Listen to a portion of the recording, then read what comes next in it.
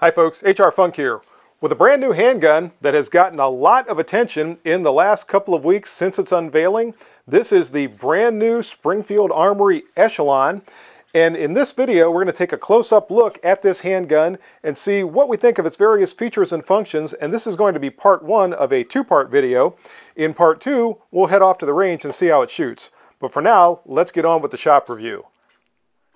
And we'll start our up-close look at the Springfield Armory Echelon in the manner in which it comes home from the store, which is to say inside of its box. And for a while now, Springfield Armory has been packaging at least some of their handguns in these nice soft cases that you see here.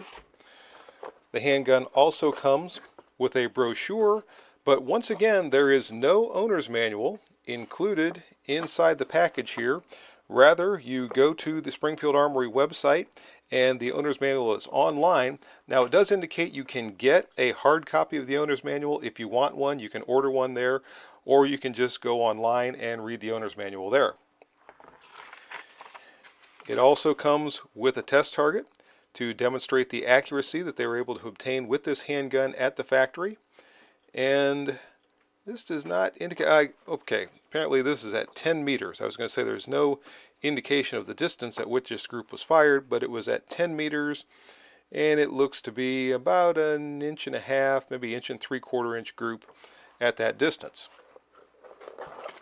Also, there is the bicycle lock, and I think this is great that so many manufacturers are concerned about us getting our bicycles stolen, so they're adding bicycle locks to the packaging. There is a spare 20-round magazine to accompany the magazine that is inside the pistol. There is a magazine loader, an empty chamber indicator,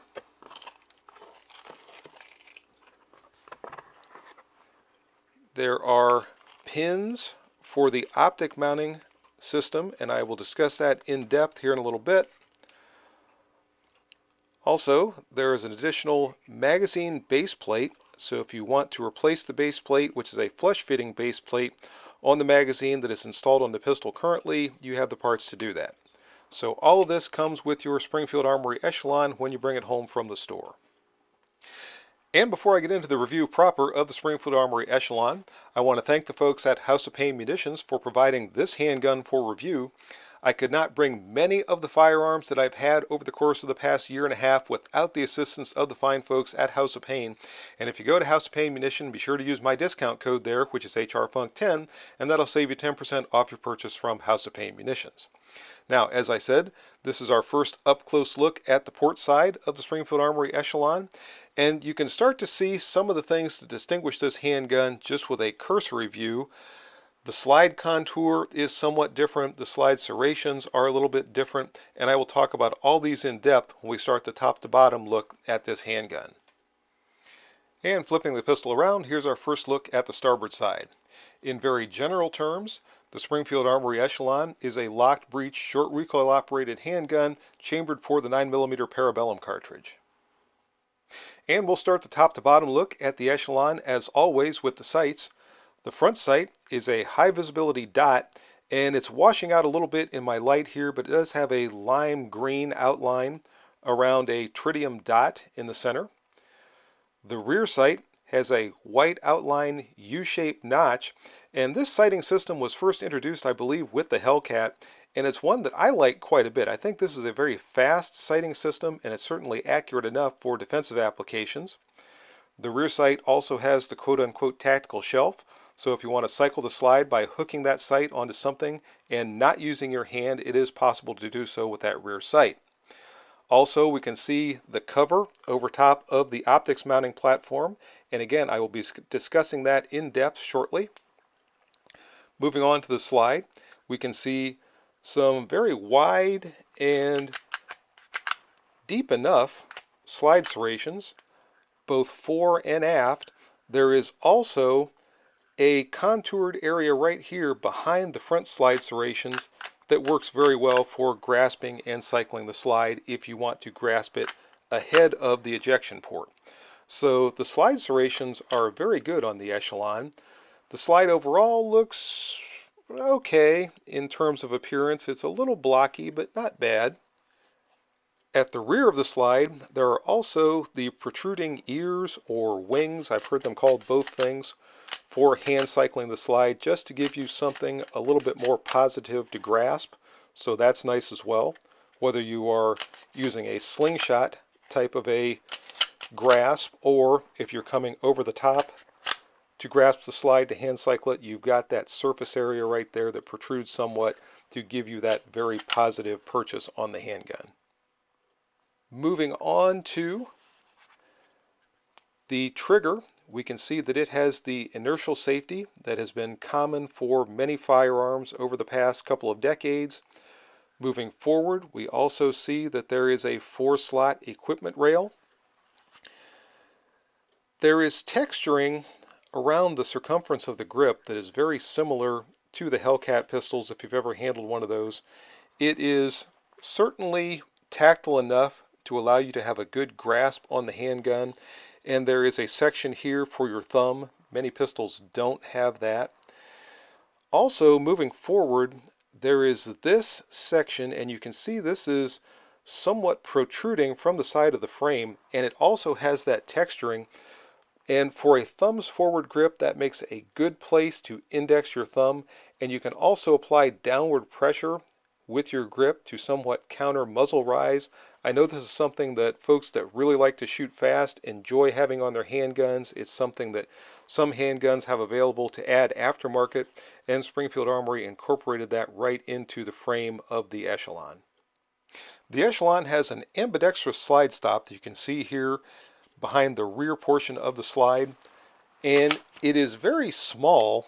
It definitely works well for applying the slide stop and locking the slide to the rear. There's not much there if you're someone who favors using this to release the slide when you chamber around. There isn't much there to find. Now, the potential for inadvertently pushing up on the slide stop during recoil and locking the slide open while there's ammunition still in the magazine is probably reduced by that, but that's probably something you're going to have to get used to finding, reaching up there and hitting that small slide stop if you prefer to release the slide that way.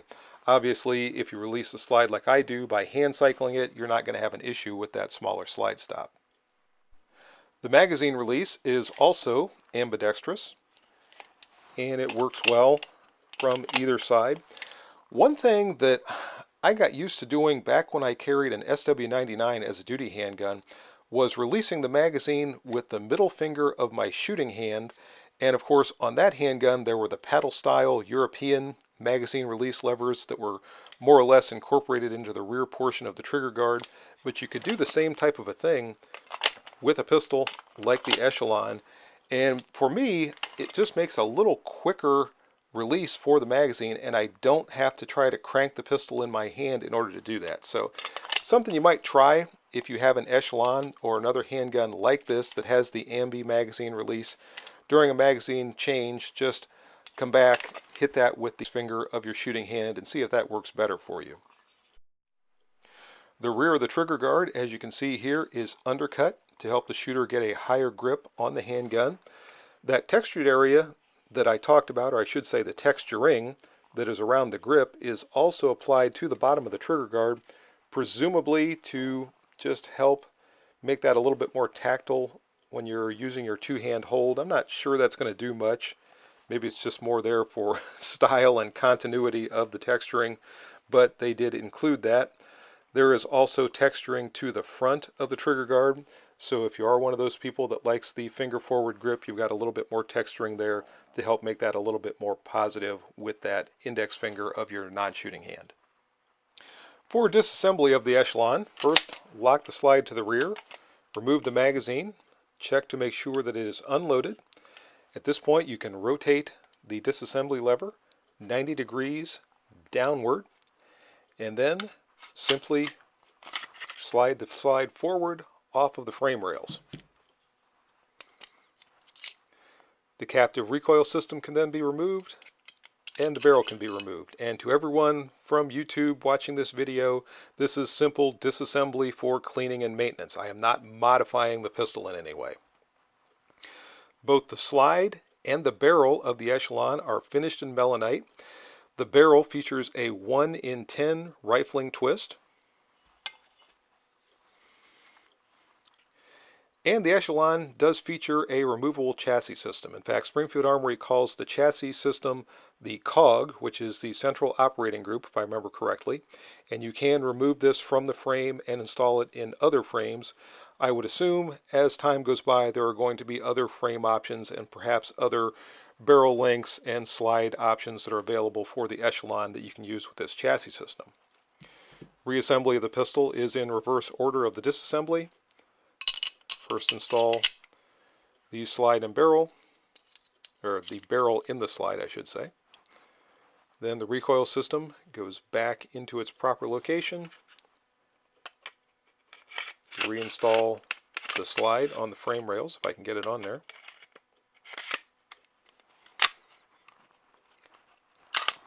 Lock the slide to the rear. Rotate the disassembly lever back to its proper location. And the pistol is reassembled. Along with its other features, the Echelon does have interchangeable back straps. There is a small, medium, and large, and they are marked, but it almost takes a microscope to be able to see the marking. I believe that's the small one, if I can get that focused. And it looks like it's not going to focus. But in any case, they are marked on the bottom, if you can't tell just by looking at them.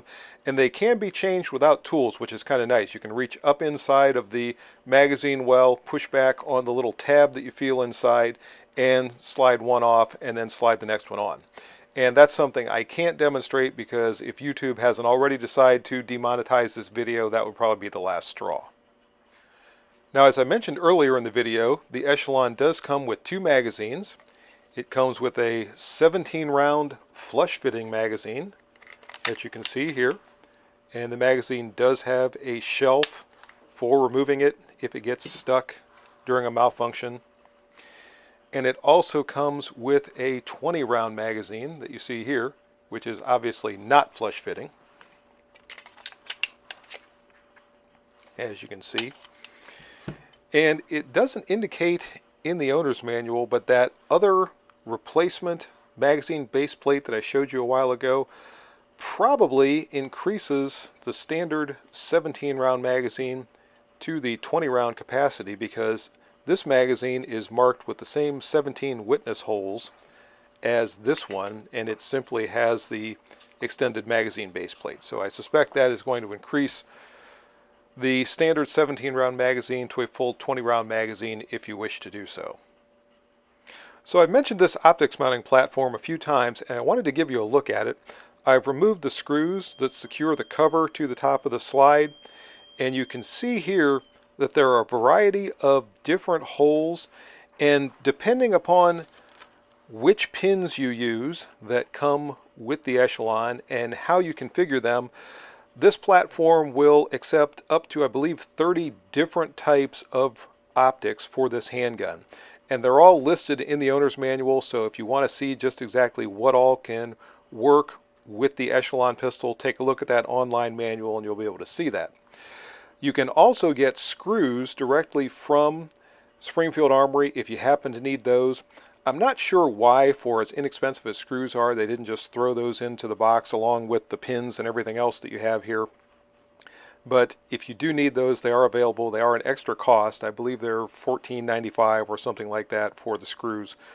But most optics come with screws, so you probably will not need those, although it did mention that you have to be certain that they do not protrude more than 110 one-thousandths of an inch below the bottom of the optic, because if so, that can get down too far and cause problems for the handgun. Probably it will get down to the point where it will impair the extractor function.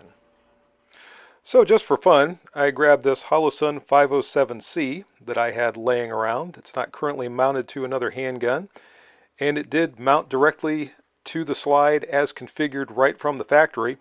And the one thing I notice with the sight installed is that the co-witness with the iron sights is very, very good. Because this mounts so low and there's no need for a mounting plate or anything else that's going to raise this up higher, you do get that co-witness with your red dot optic right out of the box. Now this might change depending upon specifically which optic you're using, but definitely with the 507 there is a very good co-witness that you can see right there. The trigger on the Echelon is not bad. You can see there's some take up, and then we get some creep, and the trigger breaks.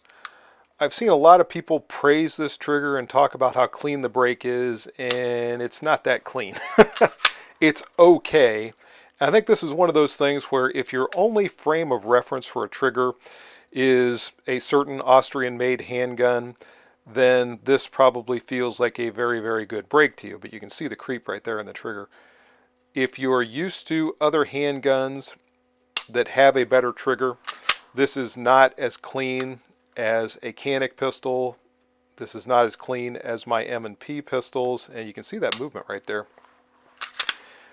The trigger actually reminds me somewhat of the CZ P10s, and it had that same type of creep and about that same amount of creep in the P10 triggers. And I am going to weigh this here shortly with my Lyman trigger pull gauge. The reset is not too bad. Again, for all of you who are concerned with reset, I'm not really that concerned with it, but it is definitely farther forward than some handguns. Definitely a serviceable trigger, but certainly not a match trigger by any stretch of the imagination. Let's go ahead and get that gauge out and see where the trigger is breaking. And as you can see, I've got the Echelon set up in the vise, and we can check the trigger pull weight. And I'm going to put the gauge right about the middle of the trigger. And first pull is 6 pounds, 4.0 ounces. So a little over 6 pounds, which doesn't really surprise me. I thought the trigger felt a little bit heavy. Of course, this is a brand new pistol, so that could improve with some time and use.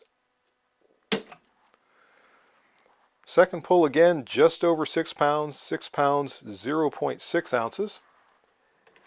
And I'll try one more to get a 3-pull average.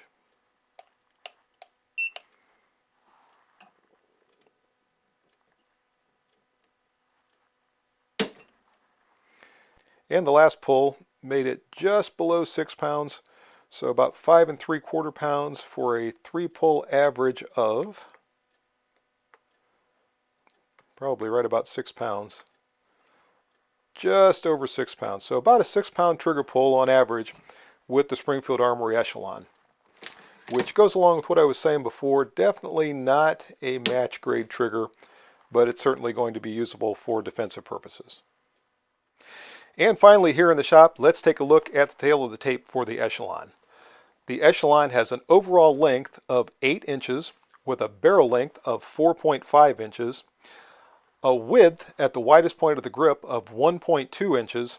The height fluctuates depending upon which magazine you're using. With the flush-fitting 17-round magazine, the height is 5.5 inches. With the extended 20-round magazine, the height is 6.5 inches, for a difference of 1 inch, obviously, and that does not take into account the height of the optic. That's just from the base of the magazine plate all the way to the top of the rear sight. The weight also fluctuates depending upon which magazine you're using. With the flush-fitting 17-round magazine, the weight is 23.9 ounces. With the extended 20-round magazine, the weight is 24.3 ounces, for a difference of 0.4 of an ounce, and obviously that does not take into account the additional weight of the extra rounds of ammunition. So that's going to do it for part 1, my up-close look at the Springfield Armory Echelon. As I said at the beginning of the video, in part 2, we'll head off to the range and see how it performs. But if you have any questions or comments about this video, as always, make sure you forward those to me. Remember, if you purchase anything from Optics Planet, be sure to use my discount code, which is... And if you use that discount code, it's good for 7% off your purchase from Optics Planet. Also remember the discount code from Hot Munitions. If you go to House of Pain Munitions, you can use my discount code there, which is HRFUNK10, and that'll save you 10% off your purchase from House of Pain. Last but not least is the Target sponsor for the channel. Go to Target's online, check out their inventory, and see if they have anything that's going to meet your Target needs. See you next time, folks. And until then, good shooting. Bye-bye.